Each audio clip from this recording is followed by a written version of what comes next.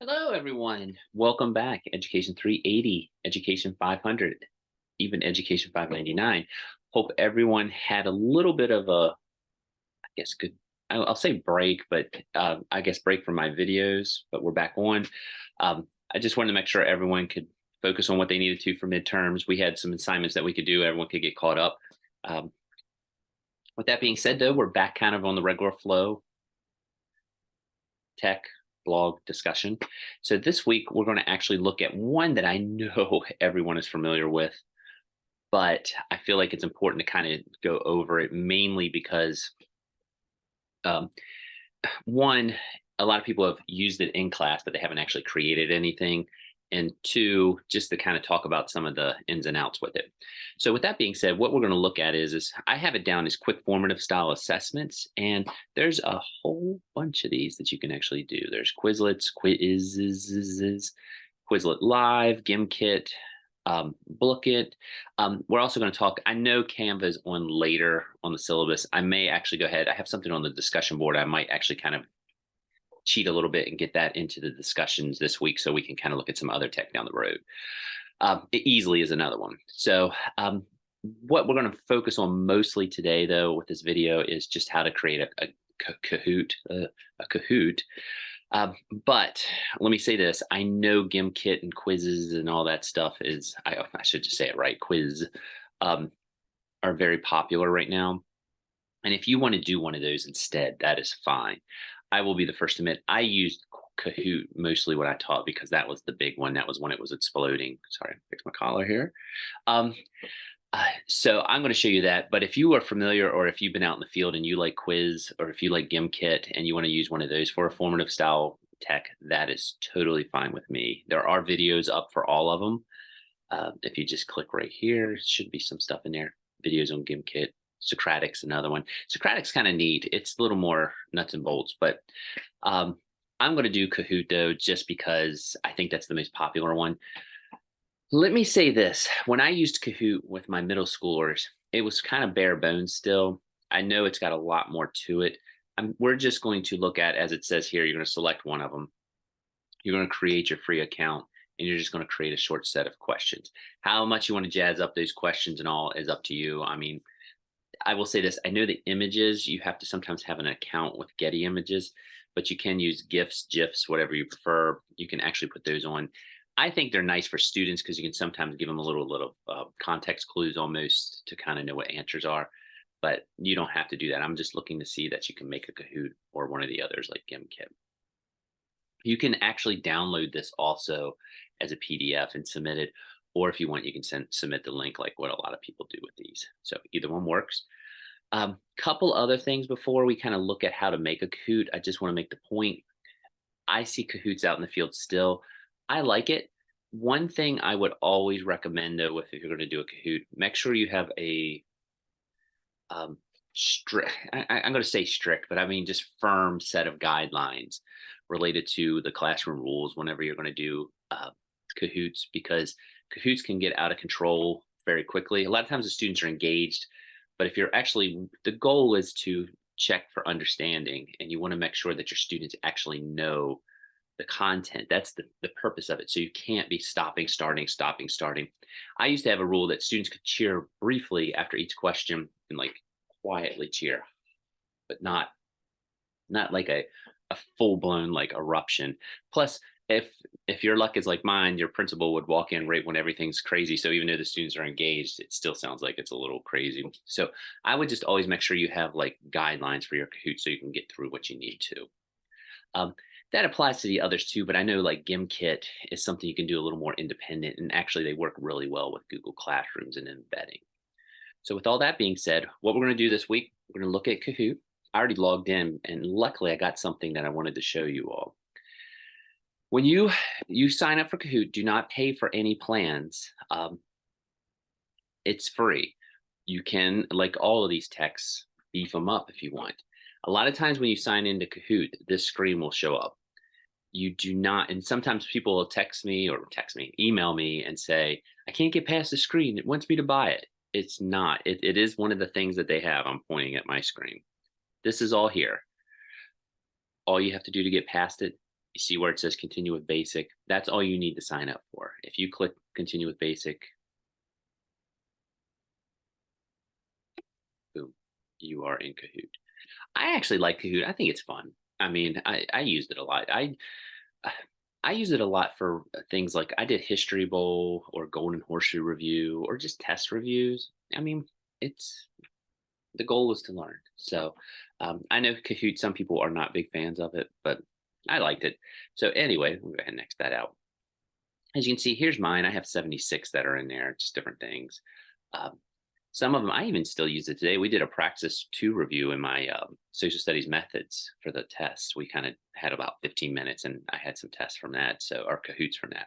So with that being said, when you create your Kahoot, you can pick the topic, make sure that it is something related to it that you might use in a classroom, hit create, Kahoot. They keep changing the set, so hopefully I remember. I went through this the other day just to make sure I remembered. They're templates, there's question generators. I will say this, I'm glad this popped up. With anything with Kahoot, I know some people like to do searches because there's an open library of Kahoots. Please, if you're going to ever use those in your class, check them. There are wrong answers in there. Some of those are student created. Not that all teachers would do this, but some teachers, sometimes teachers put wrong answers or click wrong answers when they're building it. So make sure you go through it and that it's an accurate one if you're going to use one in the library. For us, though, we're going to actually make one. So you're going to click, I would say click blank canvas, and you just need to build from here. You can change your backgrounds and all if you want, but I'm just going to do one on, let's do presidents. So we will go, who is the 16th president? And of course we can do it. If you want to insert something, I mean, if we were really being nice to our students, it's Lincoln. So we'll just click Lincoln. That's an image, and there you go. That's in there. And like I say, you can do the GIFs and all too. Some of the images you can use, some you can't. But let's do TR. Let's do FDR. Let's do Lincoln. And let's do George Washington. And we'll click the right answer. And you can add more. As you can see here, the 20 seconds. That's another thing I would recommend. I would not have long gaps in between. 20 seemed to work. I've even done quicker, like 10. I think when you go over that, it gets a little long for students because, again, we were talking about classroom management type stuff. Just idle, what is it? Idle time is idle hands are the devil's plaything, or however that saying goes. Just they know it. They know it. If they don't, it's nothing big. We'll say this: you can download your results from Kahoot too after you do it. As you can see, there's points and all that. I'm not worried about setting all that though. I just want to make sure you can build a question. We're going to add a question. And as you can see, the next question, we can do quiz, which is the setup we just did. True, false. I don't care what type of question you use. If you want to fiddle around, I mean, I'm just going to stick with the traditional one, and that's fine. Let's do which president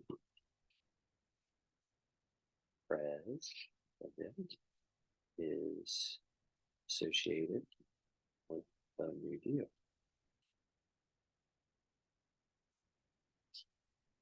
And we'll do another clue here. What we'll do a GIF. Yeah, whatever things are called. There you go. We'll pick that one. And we'll just do, we can do TR, FDR, Wilson. And the answer is FDR. And that's it. That's our second one. So you will keep on doing that and making your questions. Simple as that. You can save it. Presidents. I keep putting presidency, don't I? All right. I'm not going to worry about that. And as you can see here, you can share it if you want. You can type my email in, that's fine. You can download it. Let's just say we're done. You see, it should pop up here. There it is. And if you want, sometimes I think this is the easiest thing for people to do. If you want to, you can just share it from here and go from there. That's usually what a lot of people do. just do it, but either one works. And like I say, you should be able to. Let me go on here. I thought that you could actually download stuff. Let's go that route. Let me look. That's all right. But yep, you can just send it. I was trying to think anything else on the Kahoot. Let me go back. Yeah, my browser's old. I went to did my old Safari this morning. That's okay. Let's go back here just to show you. I want to double check something. I thought you could. Oh, print. Let's check. You can also print it and scan it, and you can save it as a PDF. That's where it is. So you can just go print and then PDF it if you want. And save it. I don't care which one you do. If you want to screenshot them and send it, if you want to get to this point and take a screenshot and submit the image, that's fine with me. So if you go, like I just took a screenshot, as long as I can see the questions are made, that's all I need to really know is that you made it. So anyway, that's it. And as you can see, they got the play solo feature. There's a whole lot more now than when I was doing Kahoot. I feel like it's a lot more up to date. And here's the reports. As you can see, we just did one in our social studies class, and actually, oh, there it is, download report. I was going to say you can download your reports. If you have someone that plays it and you want to submit that, I don't care. I just need to see that you did the 10 questions. And if you want to share it, download it, screenshot it, all works for me. So that should do it. As you look here, I was helping with my son's last year in 8th grade. We were doing History Bowl, and I still had some questions. So we were kind of reviewing, and just for some test. So that's Kahoot. Nothing more, nothing less. 10 questions, submit it. If you'd rather do GimKit, if you'd rather do Quizlet Live, whatever. I think I even have Booklet. I've fiddled with that a little bit. If you like that a lot and want to submit a Booklet, that's fine with me. I know some people really like that. All good. And all the videos are up here if you want to check them out. Like I say, they're under formative assessment. Just click your little arrow there and it should take you to everything. Do I still have Booklet down here? I thought I did. And there's Apple certification. Some people have asked about that. I put it up. I'll make sure all that is there. And there's some articles on formative assessments as formative assessments as exit tickets, just some stuff that I've seen. Oh, and here's another article comparing Quizlet and Kahoot if you're interested in which one is the best, pros and cons, so to speak. But that was on there. So you're welcome to check all that out if you want. And I think that should do that. Next thing, just so I don't forget, if you go down here, we have a discussion. We've got our blog on whatever tech you use this week. This is on infographics. Like I said, I have Canva later in the semester, but I'm going to go ahead and have you fiddle around with it or something similar went now, so maybe we can kind of revisit. There's been a lot of new text I've seen this last few weeks, and I might tweak a little bit just to kind of introduce some stuff. On the discussion board, the chapter that you're reading this week talks about using infographics and images. I would love you to go ahead and sign up for Canva. I know a lot of people already use it, and just make something. Just make an infographic or make a flyer related to something. It can be, if you want to imagine that you have a school play that's going on, if you want to do something with an assignment, if you want to actually make an infographic to show your students, you can. I have 2 different ones. I'll show you Canva here in a minute. I actually, when I was teaching, used Easily a lot. I do not, and I haven't used it in a couple years. I kept it on here, but I never thought it was as user-friendly as Canva, because I started using Canva about 2 or 3 years ago, and it's definitely Easily is it's a little quirky. I did go in there recently, and it does seem like they fixed some of the stuff that made it a little tricky to use. So if you want to give it a shot instead of Canva, that's fine. But Canva, again, you can sign up with your Google account. I'm already signed in, and as you can see, you've got a whole bunch of stuff in here you can make. Most of it, there's a YouTube video up if you want to do something, but I just want you to make a flyer or something that you could share with your class. It could be an infographic about a topic. Like I just had presidents. You might want to make one on presidential facts. But as you look, you can see these are some things that I've done recently. You can do awards, you can do certificates. British absolute monarchy versus constitutional monarchy. But if you go up here, you can make magic. You might want to try different things. I like the infographics personally, but you just click on, and when you do, it slowly pops up, and you can pick different designs.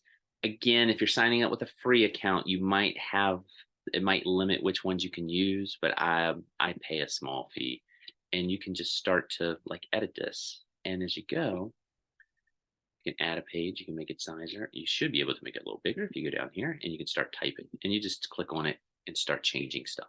Again, I don't care what you do, just make something in Canva related to school. Like I say, some people like to go and make flyers, and once you finish, you should be able to just hit share. There's a few different things. You can download it and put it on the board is probably the easiest thing to do. So click that. You can do PDF print and just download it and just post it up on the discussion board. That, if we go back, as you can see, it's all you need to do. You don't even really need to have to discuss anything. If you want to put, I did a infographic on presidents. I did a flyer on a play I would like to do with my fourth graders. I did a back to school night flyer, anything related to that. A parent teacher conference flyer, just something for the students, just fiddle around a little bit. There's other ones, as you can see. There's whiteboards, there's posters. You can actually search their library too for like designs. You can create designs. You click up there. A doc's always very popular.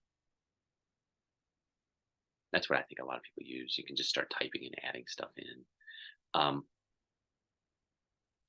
As you can see on there. Like I say, I use the infographics a lot, but that's me.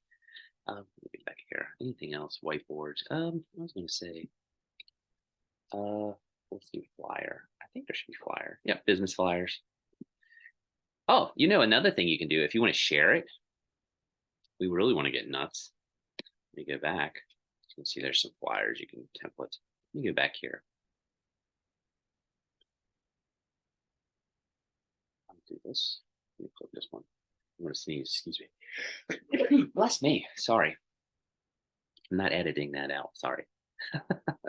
If you hit share, you should be able to send QR code too. View only link. You can do that. You can post that up on the board. I thought there was a QR code, but maybe I'm imagining that. Maybe they got rid of it. Oh, there it is. If you hit more, if you want to put up on the discussion board the QR code, that's fine. That was one of our things last week. So again, how you want to submit your Canva is up to you, just as long as I can see it. And most of you are really good. If I do have like the ed puzzles, if you noticed last week when I was posting those grades, a lot of people had to update or resend because they were marked to private, and everyone got back to me really short amount in a short amount of time.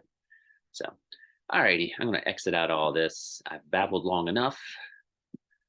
This week, just don't forget, we got 3 things. We're back to the flow. You need to do discussion board. You need to do a tech on one of these things. You need to do a discussion board on one of these things, and you need to have them up. They're all due next week.